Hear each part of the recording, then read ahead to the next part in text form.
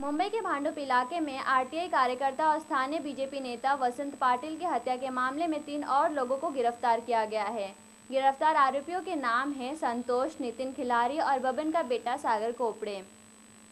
आरोपियों ने कुल 31 वार वसंत के शरीर पर किए थे। बबन को 31 तारीख तक हिरासत मिली थी। पूछताछ में पुलिस को लगा कि और भी आरोपी इस घटना में शामिल हो सकते हैं, जिसके बाद पुलिस ने अभी जांच शुरू की और इनको धर दबोचा। पुलिस के मुताबिक बबन और वसंत पाटिल के बीच कुछ बातों को लेकर मतभेद चल रहे थे। इन हमलावरों ने पाटिल के घर में घुसकर तेज धार हथियार से उनकी हत्या कर दी थी। सभी आरोपी बबन के घर में सोए थे। जब सुबह उठे तो उन्होंने देखा कि पाटिल की पत्नी घर पर मौजूद नहीं है, सिर्फ पाटिल ही अकेले हैं, तो सभी ने मौका देकर धारदार हथियार से हत्या कर दी। गौरतलब है कि कुछ दिन पहले ही महाराष्ट्र के गृह मंत्री आर पाटिल ने इस हत्याकांड की जांच मुंबई क्राइम ब्रांच को दी थी। काम का व्यवसाय बबन का दोस्त करता था।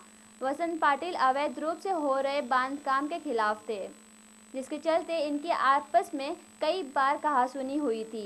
पाटिल के परिजनों ने पहले ही शक जताया था कि अवैध कारोबार को उजागर करने के कारण ही वसंत की हत्या हुई है। इसी मामले में 18 अगस्त को कोर्ट में सुनवाई होने वाली थी, जिसकी वजह से उन्हें लगातार जान से मारने की धमकी मिल रही थी। गिरफ्तार चारों आरोपियों में से 3 आरोपियों के क्राइम रिकॉर्ड पहले से ही है। 22 जुलाई को भांडुप में आरटीआई कार्यकर्ता श्री वसंत पाटिल इनका मर्डर हुआ था।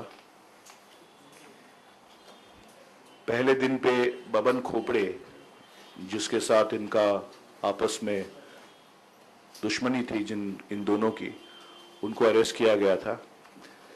दूसरे दिन ये इन्वेस्टिगेशन पुलिस स्टेशन से क्राइम ब्रांच को ट्रांसफ़र किया गया, क्योंकि लोकल लेवल पे कुछ एलिगेशंस हुए थे कि इसमें ज़्यादा लोग हो सकते हैं और ज़्यादा लोगों का इस क्राइम में इन्वॉल्वमेंट है। क्राइम सीन से तो पता चला कि डेफिनेटली इसमें एक से ज़्यादा व्यक्ति इसमें इन्वॉल्व हैं, क्योंकि 31 वुंड्स थे बॉडी पे और अलग अलग हथियार के थे। हमने इन्वेस्टिगेशन हमारे एसीपी प्रफुल्ल भोसले ने और यूनिट 7 की मदद से इन्वेस्टिगेशन शुरू किया और आज और 3 अपराधियों को हमने इस केस में गिरफ्तार किया है। इनका नाम है सागर खोपड़े, जो बबन का लड़का है, संतोष निमंगरे और नितिन खिलारे, जो सागर के मित्र है। 21 तारीख को सागर और 21 तारीख को बबन और वसंत इनका झगड़ा हुआ।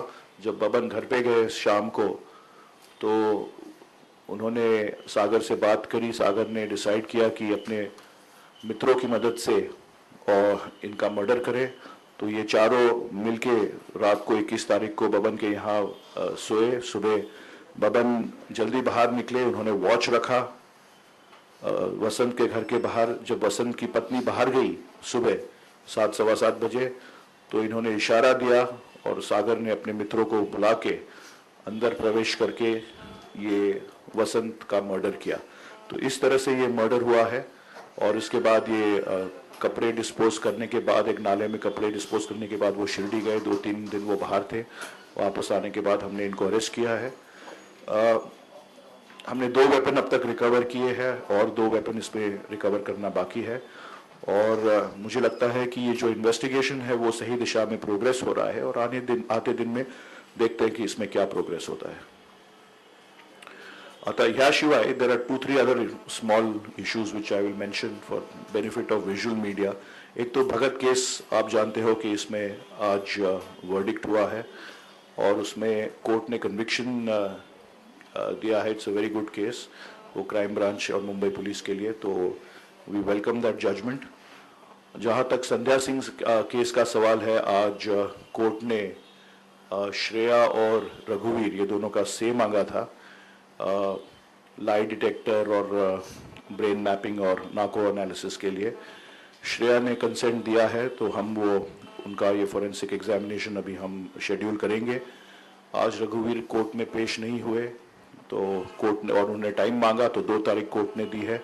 2 तारीख को वो से फाइल करेंगे अपना कि वो अग्रीएबल है या नहीं अग्रीएबल है ये सारे टेस्ट के लिए। तो उसमें भी, इस केस में भी एक प्रोग्रेस, एक दिशा है उसमें and we are hoping that इसमें आगे जाके सक्सेस मिलेगा हमें।